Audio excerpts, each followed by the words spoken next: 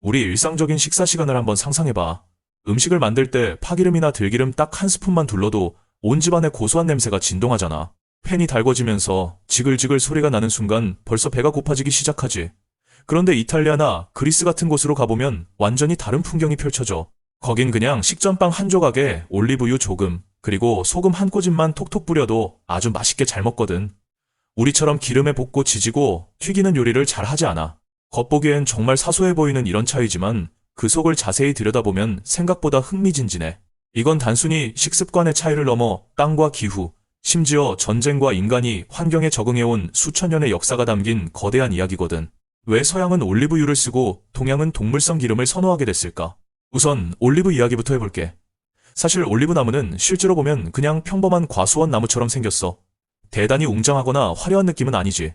예전에 서양 소설이나 책에서 올리브 나무 이야기를 읽었을 땐 뭔가 대단한 비주얼일 줄 알았거든.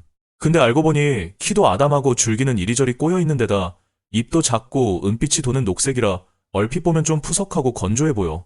우리처럼 울창하고 푸르른 열대 지방 나무들과는 완전히 딴판이지. 하지만 겉모습만 보고 판단하면 안 돼. 이 녀석은 지구상에서 생명력이 가장 질긴 나무 중 하나거든. 수백 년은 기본이고 심지어 1000년 넘게 살기도 해. 게다가 신기한 건 나무가 나이를 먹을수록 열매의 퀄리티가 더 좋아진다는 거야. 올리브 열매는 처음에 초록색이었다가 익으면서 짙은 보라색이나 검은색으로 변해. 나무에서 바로 따 먹으면 맛이 너무 쓰고 떫어서 삼키기 힘들지만 가공을 하거나 기름으로 짜내면 세상 어디에도 없는 귀한 보물이 되지. 그리고 이 작은 열매가 지금의 서양 식문화를 통째로 만들어냈다고 해도 과언이 아니야. 올리브유를 만드는 과정은 이래. 일단 열매를 정성껏 수확한 다음 껍질과 씨앗까지 통째로 곱게 으깨버려. 다 으깨고 나면 걸쭉한 죽 같은 상태가 되는데 이걸 꾹 짜서 즙을 추출하는 거지. 여기서 재밌는 건 이 즙이 순수한 기름이 아니라 물과 기름이 섞인 상태라는 거야. 하지만 기름이 물보다 가볍잖아. 그래서 가만히 놔두면 기름만 위로 둥둥 떠오르게 돼. 사람들은 그 위에 뜬 기름층만 쏙 걷어내서 사용하면 끝인 거지. 옛날에는 A부터 Z까지 전부 사람 손으로 돌을 굴려가며 짰어. 요즘은 현대식 기계가 대신해주지만 으깨고 짜고 분리하는 기본적인 원리는 예나 지금이나 완전히 똑같아. 그 중에서도 제일 처음 짠 기름을 최고급으로 치는데 화학적 처리를 전혀 안 해서 올리브 특유의 향과 은은한 쌉싸름한 맛, 그리고 풍부한 영양소가 그대로 살아있지. 유럽 사람들의 올리브유 사랑을 보면 우리 기준에선 입이 떡 벌어질 정도로 낯설어. 사실 우리 주변엔 올리브유를 매일 달고 사는 사람이 그리 많지 않잖아? 그런데 그리스, 이탈리아, 스페인 같은 지중해 연안 국가에서는 한 사람이 1년에 평균 10에서 20리터, 많게는 20리터가 넘는 올리브유를 소비한대. 몇 주에 한 병씩은 가볍게 비운다는 뜻이지. 샐러드 드레싱은 물론이고 빵을 찍어 먹을 때도 매일 요리할 때도 아낌없이 부어대니까. 전 세계 평균 연간 소비량이 1인당 1리터도 안 되는 것에 비하면 엄청난 양이지. 지중해 사람들은 올리브유를 단순히 요리 재료로 쓰는 게 아니라 그냥 기름과 함께 살아간다고 보는 게 맞을 거야. 나무의 수명에 얽힌 기록도 놀라워. 보통 몇백 년 사는 것도 대단한데 유럽 크레타 섬 같은 곳에 있는 몇몇 고목들은 나이가 무려 2000년에서 3000년 이상 된 것으로 추정된대. 더 소름 돋는 건 그 오랜 세월이 지났는데도 여전히 매년 열매를 맺는다는 거야.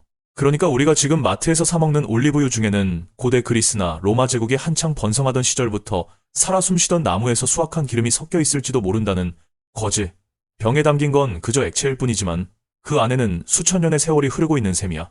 그렇다면 서양인들은 왜 이렇게 올리브유에 열광하게 됐을까?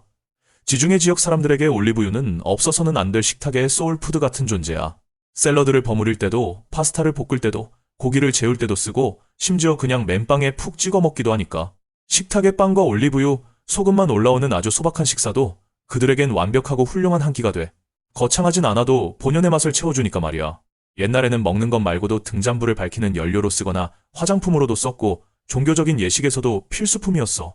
그래서 당시엔 올리브유를 액체 황금이라 부르며 로마 제국의 가장 중요한 무역 상품으로 취급했지. 서양에서 올리브유를 많이 쓴 건 아주 단순하게도 이 나무가 지중해 땅에서 지천으로 잘 자랐기 때문이야. 서양 고대 문명의 발상지인 지중해 연안은 사실 기후가 아주 혹독한 편이거든. 여름에는 해가 내리쬐어 타들어갈 듯이 덥고 건조한 데다 비 한 방울 구경하기 힘들어. 땅은 자갈과 돌멩이 천지에 물도 늘 부족하지. 그런데 참 신기하게도 이 거칠고 척박한 땅이 올리브 나무 특유의 지독한 생명력을 키워낸 거야. 반면에 고개를 돌려 아시아, 특히 동남아시아 쪽을 보면 상황이 완전히 반대지. 비가 아주 풍부하게 내리고 강줄기가 사방으로 뻗어 있으며 흙은 영양분이 가득한 비옥한 점토질이야. 한마디로 벼농사를 짓기엔 최고의 천국인 셈이지. 그리고 쌀을 키우기 시작하면서 아주 자연스러운 생태계 순환이 일어나게 돼. 농사를 지으면 쌀겨나 가축이 먹을 만한 부산물이 많이 나오니까 돼지를 키우기가 아주 수월해진 거지. 그렇게 지구 반대편의 두 세계는 시작부터 서로 전혀 다른 생태계를 구축하게 된 거야. 한쪽은 메마른 돌밭에서 꿋꿋하게 자란 올리브나무를 가꾸고 다른 한쪽은 푸르른 논밭 뒤편에서 돼지를 키우는 풍경으로 말이지. 결국 오늘날 우리가 식탁에서 올리브유를 쓰느냐, 돼지기름을 쓰느냐 하는 선택은 우리가 마트에서 뭘 고를지 고민하기 훨씬 이전, 수천 년 전 자연의 섭리에 의해 이미 운명처럼 정해져 있었던 거야.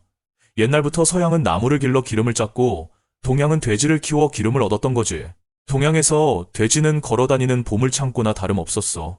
먹다 남은 채소 찌꺼기나 쌀겨 같은 걸 아무거나 주워 먹고도 쑥쑥 자라서는 사람에게 고기와 기름, 가죽의 내장까지 아낌없이 다 내어주니까 털이랑 배설물 빼고는 버릴 게 하나도 없는 훌륭한 가축이었지.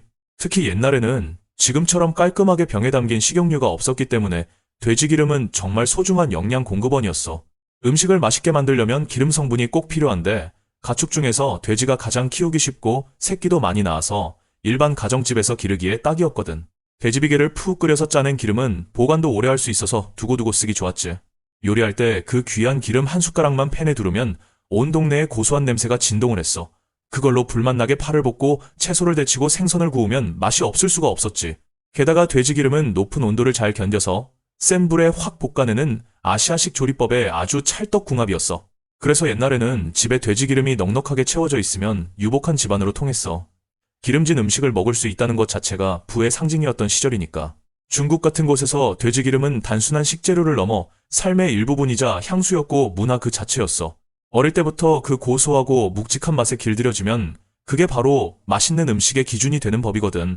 그래서 요즘도 식물성 식용유 대신 옛날 방식으로 돼지기름을 고집하는 요리사나 미식가들이 많은 거야. 하지만 고대 그리스나 로마 같은 서양의 상황은 전혀 달랐어. 아시아처럼 돼지를 떼거지로 키울 만한 여건이 안 됐거든. 땅은 좁고 가축에게 먹일 풀이나 사료도 부족한 데다 날씨까지 메말랐으니 대규모 축산업은 꿈도 꾸기 힘들었지. 대신 그들에겐 아시아에 없는 아주 특별한 치트키가 있었는데 그게 바로 올리브였어. 그들은 올리브 열매를 지식이다 보니 거기서 아주 매끄러운 기름이 나온다는 사실을 알아차렸지.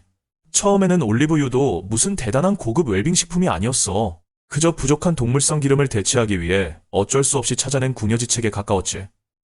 그런데 신기하게도 쓰면 쓸수록 이 기름만의 묘한 매력에 빠져들게 된 거야.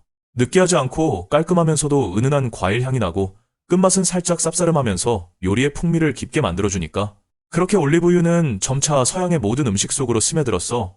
빵, 샐러드, 생선, 고기, 요리 등 모든 것의 베이스가 되었지. 오죽하면 올리브유가 빠진 서양 요리는 영혼이 없는 껍데기 같다고 말할 정도니까. 아시아의 돼지기름처럼 서양의 올리브유도 선택이 아닌 당연한 필수값이 된 거야. 게다가 서양인들은 이 올리브유를 전 세계로 퍼뜨리기까지 했어. 로마 제국이 영토를 넓혀갈 때 군대만 간 게 아니라 그들의 식습관인 올리브유도 함께 국경을 넘어갔거든. 커다란 도자기 항아리에 기름을 가득 채운 무역선들이 지중해를 바쁘게 오가며 스페인, 이탈리아, 그리스는 물론 북아프리카까지 올리브유를 배달했어. 당대 최고의 베스트셀러 상품이었던 셈이지. 심지어 로마 군인들은 매일 배급받는 식량 중에 올리브유가 아예 고정으로 포함되어 있었대. 우리에게 쌀이 없으면 안 되는 것처럼 그들에겐 올리브유가 생명줄이었던 거야. 수백 년 동안 이런 문화가 축적되면서 올리브유는 단순한 소스가 아니라 그들의 정체성이 되었지. 그동안 아시아의 거대한 벼농사 문명권도 자신들만의 방식을 지켜오며 발전했어. 두 세계가 각자의 길을 걸으며 평행선을 달린 셈이지. 이 두 기름의 운명을 가른 또 다른 결정적인 요인은 바로 불 다루는 방식이야. 아시아 사람들은 돼지기름을 가지고 센 불에서 단시간에 휘리릭 볶아내거나 튀기는 요리에 익숙했어. 그래야 재료의 아삭한 식감과 즙이 단단하게 가둬지니까. 반면에 지중해를 비롯한 서양에서는 재료를 뭉근한 불에 오래 구거나 그냥 가볍게 묻히고 오븐에 굽는 방식을 좋아했지. 올리브유는 열에 아주 강한 편은 아니라서 높은 온도에서 오래 튀기면 특유의 좋은 향이 날아가 버리거든. 대신 조리가 끝난 요리에 뿌리거나 샐러드에 곁들여 생으로 먹을 때 최고의 풍미를 자랑하지. 결과적으로 한쪽은 강한 불에 빠르게 볶아 따뜻하게 먹는 문화가 되었고 다른 한쪽은 재료 본연의 맛을 살려 천천히 음미하는 문화로 갈라지게 된 거야. 그러다 최근 들어 전 세계적으로 건강에 대한 관심이 부쩍 높아졌잖아. 옛날에는 먹고 살기 바빠서 콜레스테롤이니 심혈관 질환이니 따질 겨를도 없었고 배불리 먹을 수만 있으면 장땡이었지만 말이야.